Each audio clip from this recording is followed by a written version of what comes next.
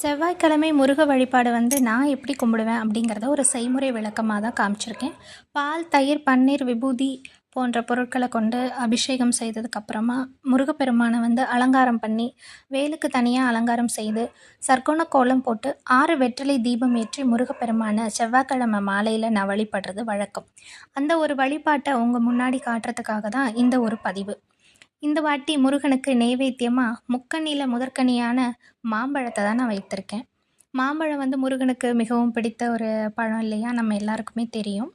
முருகனை நம்ம ஒரு மனை போட்டு அதில் சிகப்பு துணி விரித்து அதுக்கு மேலே திருவுருவ படமோ விக்கிரகமோ வேல் மற்றும் முருக சம்பந்தமானது நம்மக்கிட்ட என்ன இருக்கோ அது எல்லாத்தையுமே அங்கே வச்சு வேலுக்கு அபிஷேகம் பண்ண விருப்பம் இருக்கவங்க அபிஷேகம் பண்ணி இந்த மாதிரி நெய்வேத்தியம் வைத்து தீப தூப ஆராதனைகள் காட்டி வழிபடுவதன் மூலமாக நிச்சயமாக நீங்கள் கேட்ட வரம் கேட்டபடியே முருகப்பெருமான் அருளுவார் அப்படிங்கிறது தான் லாங் வீடியோவில் டீட்டெயிலாக சொல்கிறேன்.